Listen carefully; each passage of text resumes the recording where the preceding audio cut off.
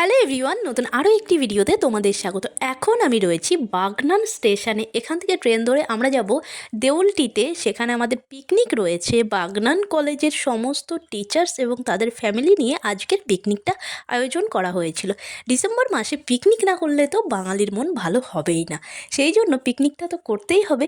আমরা কিন্তু এখান থেকে বেরিয়েছিলাম 10টাতে। দেউলটিতে কথাসাহিত্যিক শরৎচন্দ্রের বাড়ি আমরা সবাই জানি, আর তার সঙ্গে রয়েছে রূপনারায়ণ নদী। রূপনারায়ণ নদীর তীরেই এখন হয়ে উঠেছে পিকনিক করার জন্য আদর্শ জায়গা।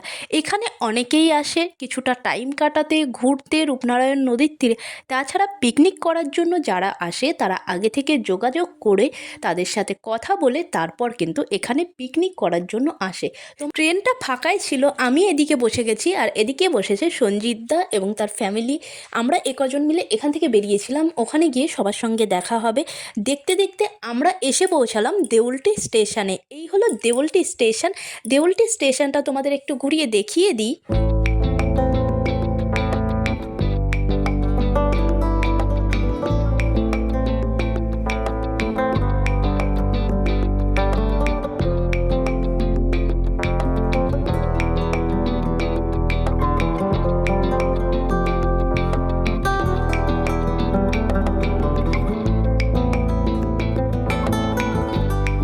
স্টেশন থেকে বেরিয়ে এলেই চোখে পড়বে দেউলটি বাজার। দেউলটি বাজারটা পেরিয়েই এখানে দেখতে পাবে অনেক টোটো দাঁড়িয়ে আছে, আর এখান থেকে টোটো ভাড়া নেওয়া হয় এক এক জনের 15 টাকা করে। এখান থেকে টাইম লাগবে 10 মিনিট মতো। দেখতে দেখতে আমরা এসে পৌঁছালাম কথাসাহিত্যিক শরৎচন্দ্রের বাড়িতে। এখানে তোমরা যাওয়ার সময়ও টোটো পেয়ে যাবে। ডিসেম্বর, জানুয়ারি, ফেব্রুয়ারি এই 3টে মাস সবথেকে বেশি ভিড় হয় কথাসাহিত্যিক শরৎচন্দ্রের বাড়িতে। কথাসাহিত্যিক শরৎচন্দ্রের বাড়ির সম্পূর্ণ ভিডিও আমার ডেসক্রিপশন বক্সে দেখো লিংক দেওয়া আছে, তোমরা গিয়ে দেখে নিতে পারো। এই হলো আমাদের পিকনিক এরিয়া, তোমাদের একটু ঘুরিয়ে দেখিয়ে দিচ্ছি, দেখে নাও।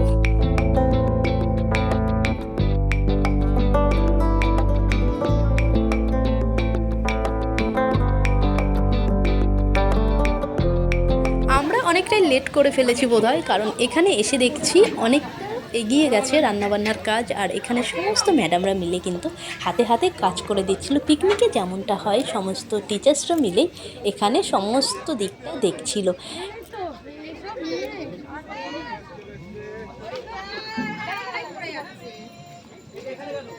চলো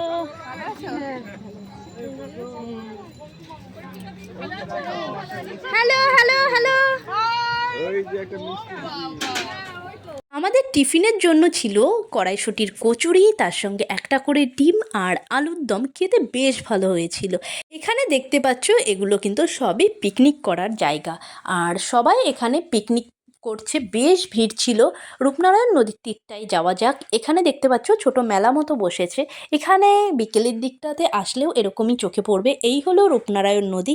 রূপনারায়ণ নদীতে প্রচুর মাছ পাওয়া যায়, বিশেষ করে ইলিশ মাছ রূপনারায়ণ নদী থেকেই কিন্তু আমাদের এদিকটায় আসে। আর এখানে নিয়েছিলাম একটা ডাব 50 টাকা দিয়ে, আর একটু ডাবের মালাই ছিল, খেতে বেশ লাগছিল তখন। সেদিন ছিল অরূপদার অ্যানিভার্সারি। এখানে ছোট্ট করে একটা সেলিব্রেশন করা হচ্ছে।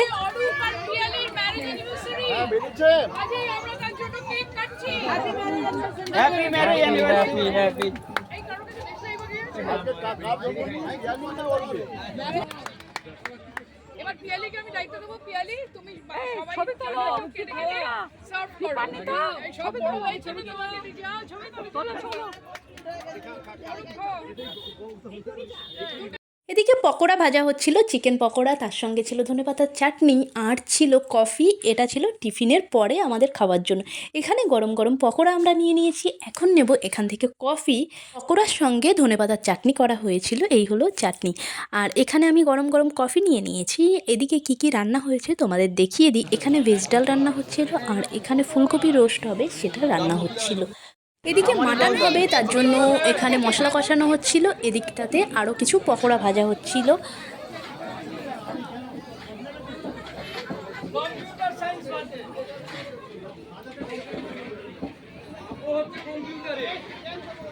এদিকে মাটন কষানো হচ্ছিল, আমাদের এদিকে রান্না প্রায় মোটামুটি শেষ হতে চললো।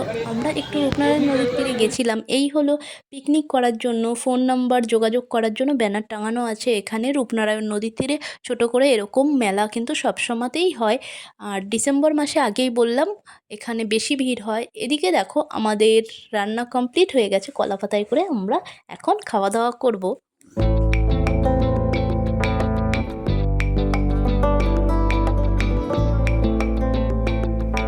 খেতে বসে গেছি। এখানে স্যালাড ছিল, গাজর, পেঁয়াজ, শসা, তার সঙ্গে ছিল লেবু এবং নুন। এখানে আমাদের সাদা ভাত দিয়ে দিয়েছে, তার সঙ্গে ছিল শাক ভাজা। শাক ভাজাতে নারকেল কোড়া দিয়ে করেছে, এই প্রথমবার আমি খেলাম। তার সঙ্গে ছিল ভেজ ডাল, এরপর ছিল ফুলকপির রোস্ট। ফুলকপিটা একটু ঘেটে গেছে, কিছু করার নেই। তারপর আমাদের দিয়ে গেল মাটন।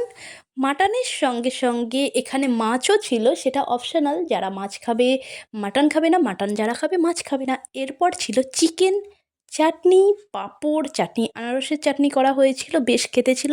এখানে ছিল নলেন গুড়ের রসগোল্লা, তার সঙ্গে ছিল গাজরের হালুয়ার বরফি, বেশ খেতে ছিল। আমরা এখান থেকেই বেরিয়ে পড়েছি টোটো নিয়ে। এখান থেকে স্টেশনে যাব, স্টেশন থেকে ট্রেন ধরবো। ফাইনালি আমরা এসে পৌঁছালাম দেউলটি স্টেশনে।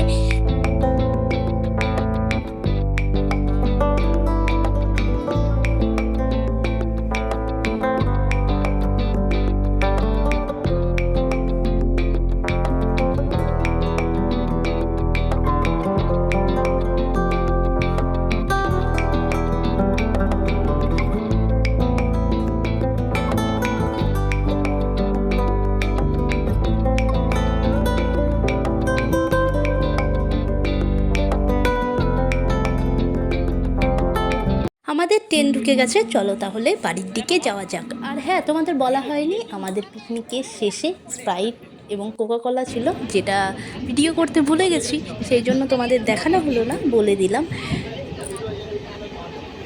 আমরা এসে পৌঁছালাম বাগনান স্টেশনে। দেখা হচ্ছে নেক্সট ভিডিওতে। ভালো থেকো, সুস্থ থেকো, নতুন হলে সাবস্ক্রাইব করে নিই।